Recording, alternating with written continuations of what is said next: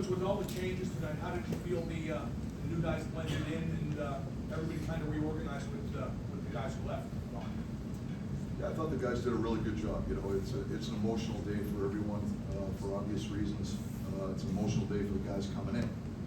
So I thought to a man they all did a really good job just keeping the focus on the game and staying in the moment. And that was something that we talked about. Just trying to play the game the right way. You know, pay attention to detail, take what the game gives you out there, trust your instincts. Let's play with energy. And I thought the guys did a great job. Michael, between here and Salt Lake City, has there been a little bit of an extra edge to your collective game, not just your fourth line guys and what you expect from them? Well, I think we're trying to play more a simpler, straight ahead game. I just think we're at our best when we play that way. And I've said this on so many different occasions. I feel like our team's at its best when we're controlling territory. Our team defense starts in the offensive zone with a puck pursuit game or a puck possession game, just by hanging on to pucks and forcing teams to expend energy to defend us. But even when we don't have the puck, when we can get up in fives and play on top of teams, I think that's when our team's at its best. And I think our guys like to play that game, and especially Sid and those guys. So there's an element of physicality associated with that aspect of us. So I think it helps us emotionally to get invested in the game when we can establish that type of thing. Like first shot of the season, Alex, deflected praise of his teammates, and there wasn't a ton of quality chances against teammates. The man said, just first off, what did you think your team did well defensively, puck management, and just the Alex? I thought we defended hard for most of the night. I thought we had numbers back most of the time. I thought we played the game hard. I thought we made it a hard game for Nashville. But having said that, they have good players and they got some looks. And when they got them, Ned was there to make the save for us. It's a huge game for Ned. It's a huge game for our team. I'm happy for Ned that he got the shutout. He's playing well for us right now. He's seeing it. He's a fierce competitor. It doesn't surprise me that he deflects some of the accolades. I do think it was a complete effort by the whole group, but Ned has every bit a big part of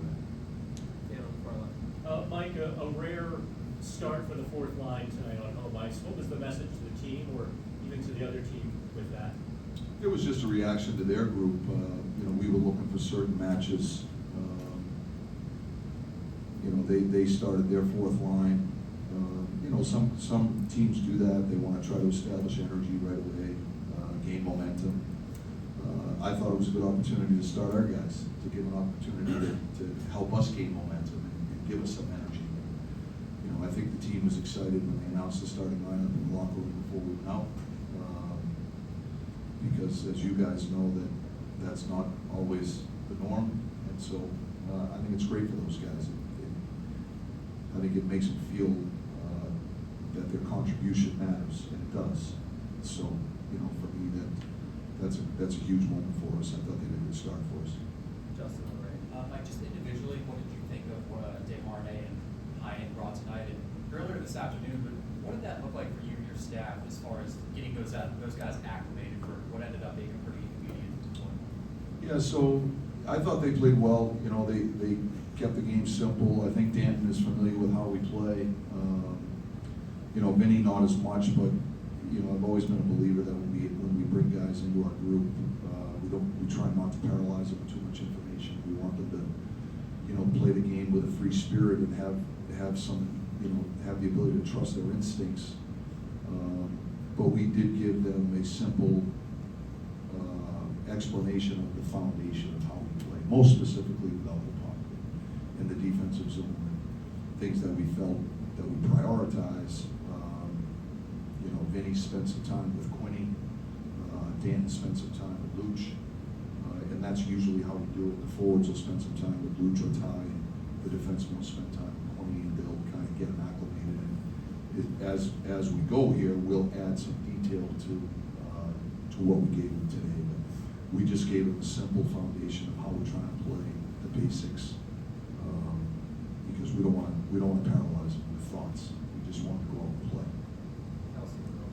You've had a few games now just to see Boko Lama and how he's fit into the lineup. Just what's your assessment of how he's fit in? I think Boko's been great. He's, first and foremost, he's a terrific kid. He brings a ton of energy. The guys love him. He brings a physical element to our team, and that's obvious. To Boko, it doesn't matter if he plays 3 minutes or he plays 30 minutes. He just loves being a penalty. He loves being on the bench. He loves going to battle with his teammates, and he's willing to stick up for them and do whatever it takes to help us win. And I think his attitude and his approach is contagious. I think he just brings great energy to our group. So, we try to utilize him in certain situations to set him up for success. When he's on the ice, he gets excited. He keeps the game simple. He plays with it himself. He doesn't take ill-advised penalties. He has responsibility to his game. He understands that aspect. And then when he has the ability to impose his own physicality, he's pretty smart about how he does it. Hi, Coach. Heinen was on the second line tonight. Do you have any idea of how what his usage will be moving forward, and especially with Gino coming back? Which line's the second line? Are you saying Cody Glass's line's the second line? Oh, I'm sorry. Yes. Okay.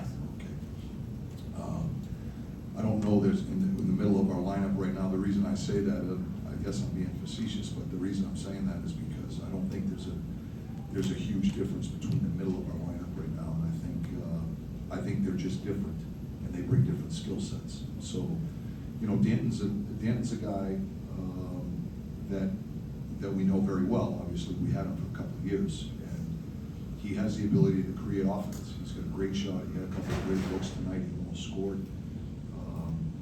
He has really strong offensive instincts, and he can play up the lineup. He has the ability to play with guys that have offensive instincts. When he was here in his prior time, he played in our top 6 for periods of time. If I'm not mistaken, he scored 18 or 19 goals that first year he had. So he's a very capable guy offensively, and we can, when I had him last time, we moved him all over the lineup.